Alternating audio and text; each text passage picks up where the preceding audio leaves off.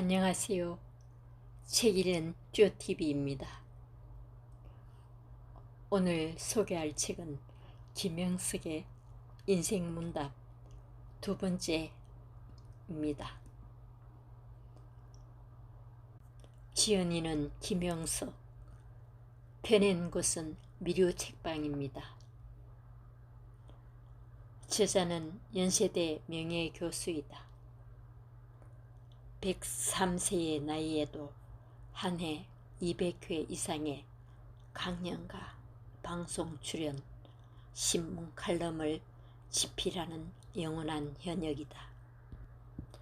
이 책은 20대에서 60대 일반인 100명에게 궁금한 점을 받아 노철학자의 답변을 녹취한 글이다. 질문 11. 부부 사이에 좋은 관계를 유지하려면 어떻게 해야 하나요? 결혼을 하지 마라. 후회할 것이다. 결혼을 해보라. 그래도 후회할 것이다. 셰익스피어가 한 말입니다. 지금은 결혼이 필수 과목이 아니라 선택 과목처럼 된 것 같아요. 결혼과 연장선상에서 우선 남녀 차이를 서로 알아야 해요.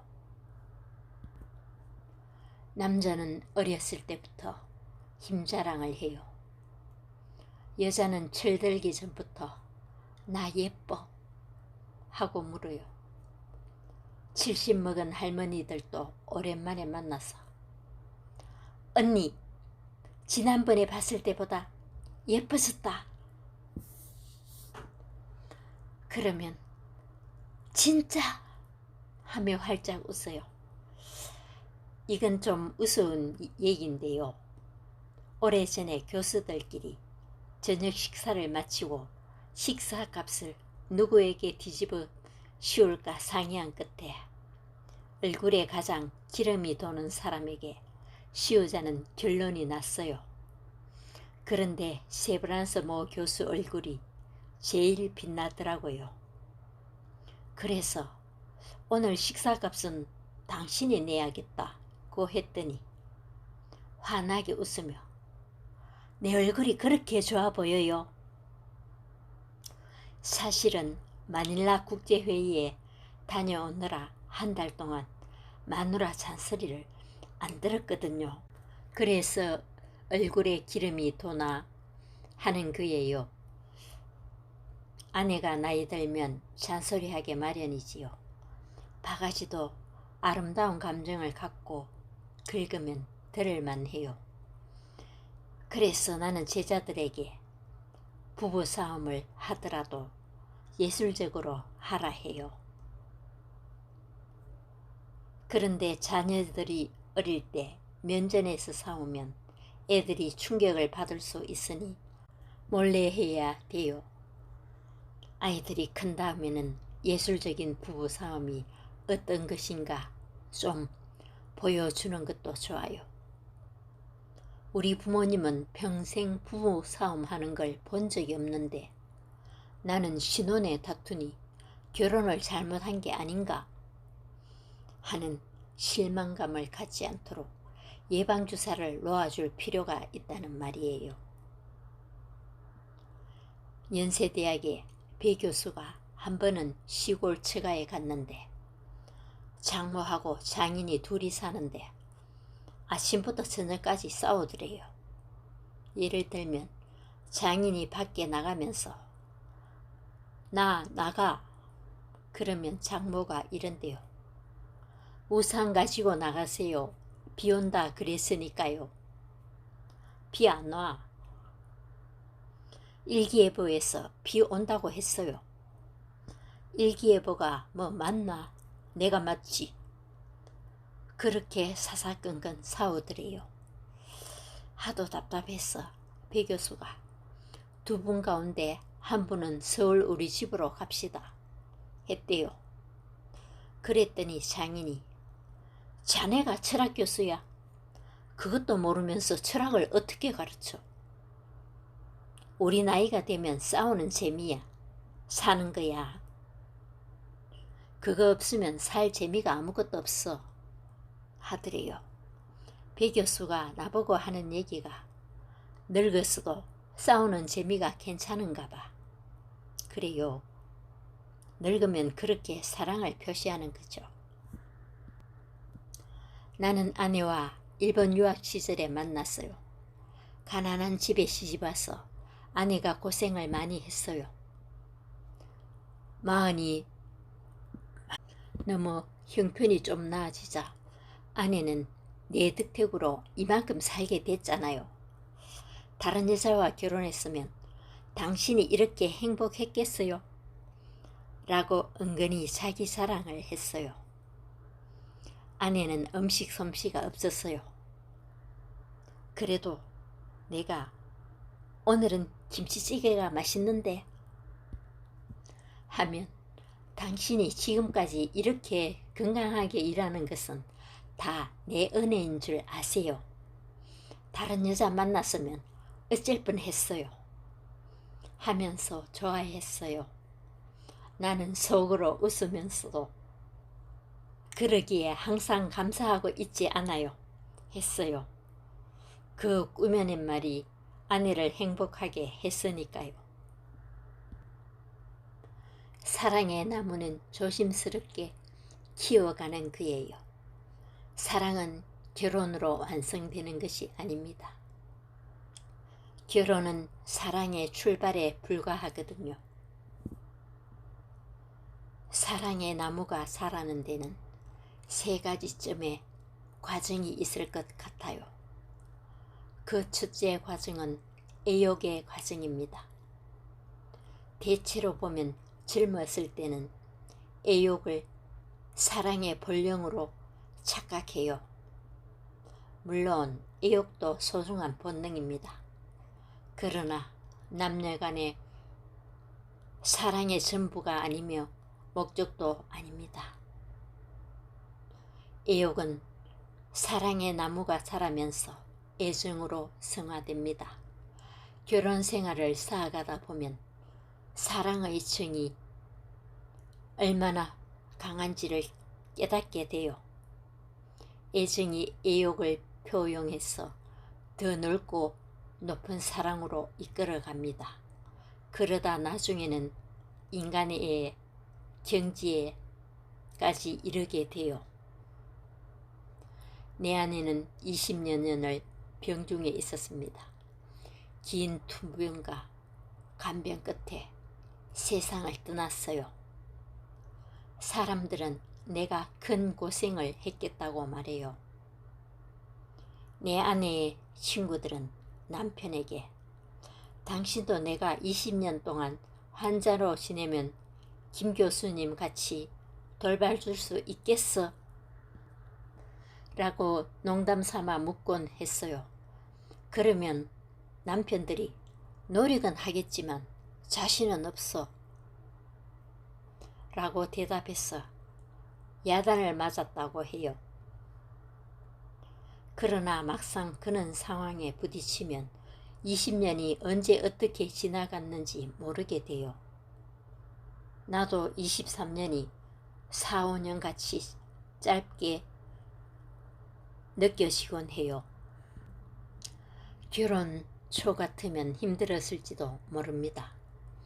그러나 힘들지 않게 그 무거운 짐을 질 수 있었던 것은 수십 년의 애정과 가정의 사랑이 인간애로까지 성화되었기 때문일 거예요. 질문 21. 건강의 비결이 궁금해요. 작년에 지방강연이 있어 김포공항에 간 적이 있어요. 예약자들에게 표를 나누어 주는데 나만 빠진 거예요. 문의를 했더니 항공사 직원이 혹시 연세가 어떻게 되시느냐고 물어요. 확인해보니 컴퓨터에 내 나이가 1세라고 떴다는 거예요. 지금까지 대한항공 비행기만 930번 이상 탔는데 한 살짜리가 930번 비행기를 탄 셈이 된 거죠. 알고 보니 내가 1920년생인데 2021년에 만으로 101세가 됐거든요. 컴퓨터가 두 자리 숫자만 읽게끔 설정되어 있어 이런 오류가 난 거였어요. 90세가 넘으면서 어딜 가든 가장 많이 받는 질문이 건강과 장수의 비결이에요. 대부분 하루 일과를 궁금해하죠. 우선 매일 아침 6시에 일어나서 몸을 조금씩 움직여 풀어줍니다. 체조라고 말할 것도 아니고요. 아침 식사는 늘 똑같아요. 우유 반잔에 호박죽 반잔, 계란 반숙 하나에 샐러드, 여기에 토스트와 찐 감자를 하루씩 번갈아 먹어요. 식사 후에는 간단한 과일과 커피 반잔을 마시고요. 점심은 주로 밖에서 먹게 되는데 생선이나 고기 위주로 영양가 있게 먹어요. 저녁은 점심보다 적게 먹고요.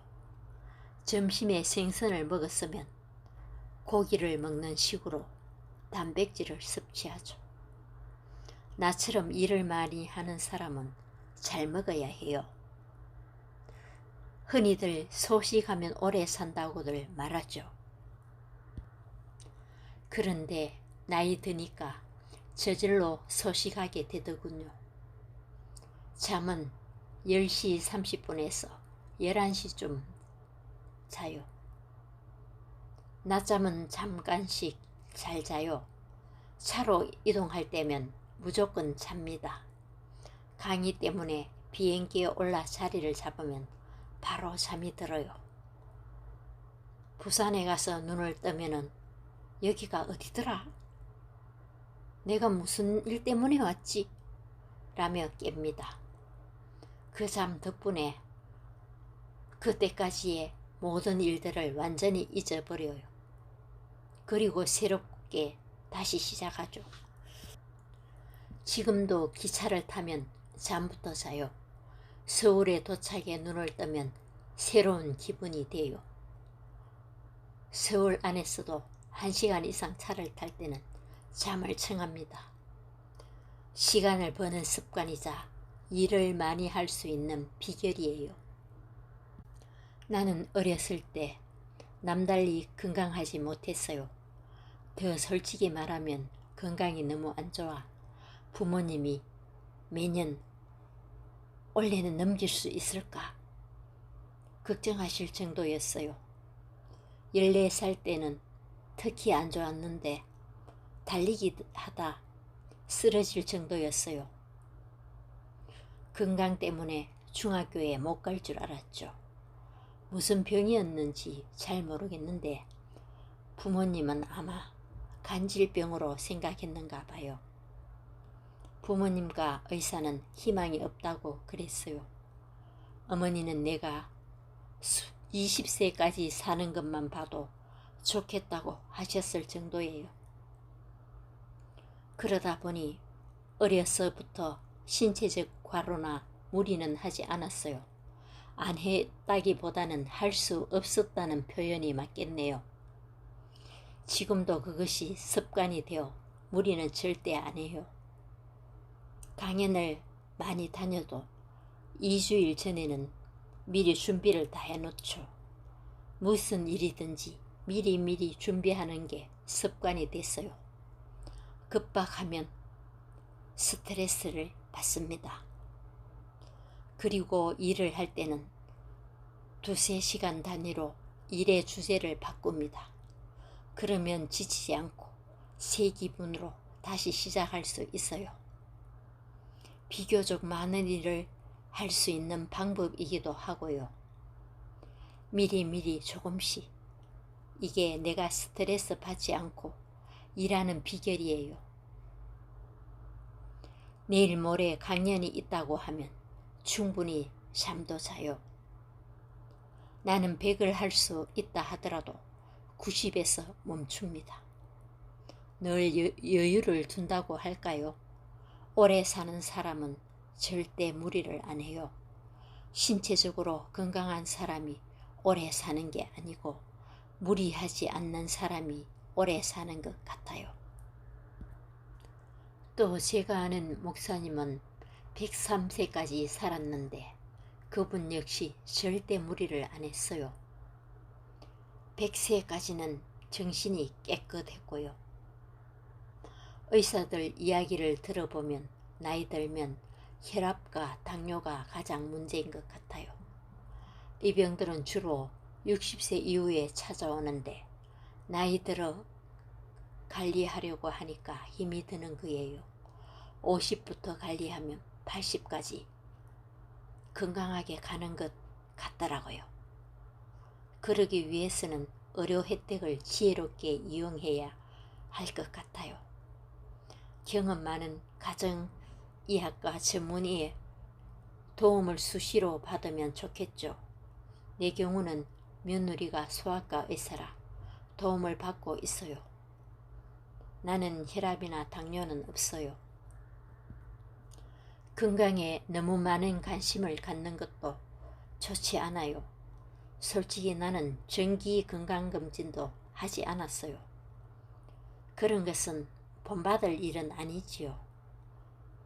그래도 다행히 건강에 큰 지장은 없어요. 아직까지는 지팡이를 짚지 않고 걸어요. 눈과 귀도 괜찮은 편이고요. 이건 다른 얘기인데 내가 겪어보니 눈과 귀 중에 선택하라면 듣는 걸로 택하겠어요. 앞을 못 봐도 철학자나 시인이 되지만 듣지 못하는 사람 중에 사상가가 나온 적은 없거든요. 50세가 넘으면 운동을 하는 게 좋아요. 나도 50대 중반까지는 건강에 자신도 없었고 너무 바빠서 운동 같은 것은 생각도 못했어요. 그러다가 겨우 정상적인 건강에 자신을 찾으면서 건강을 위해서 어떤 운동을 한 가지는 해야겠다고 생각했어요. 무슨 운동을 할까 고민하다 자유로운 시간에 혼자서도 즐길 수 있는 수영을 선택했어요. 대학을 정년으로 떠난 후에는 매일같이 짧은 시간이나마 수영을 했어요. 외국에 여행을 떠날 때에는 수영장이 있는 호텔을 예약했을 정도로 열심히 했습니다. 지방에서 강연을 끝내고 서울로 돌아오면 동료 교수들은 피곤하니까 다 집에 가요. 나는 잠깐 수영 좀 하고 가겠다고 따로 갔어요. 다들 이해를 못하죠.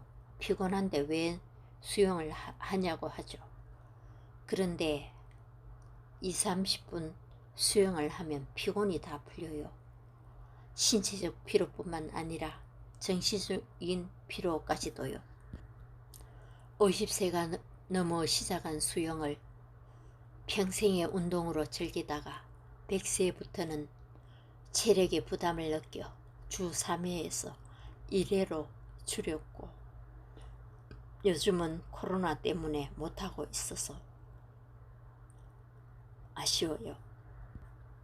내 방은 2층인데 하루에도 몇 번씩 청정대를 오르내립니다.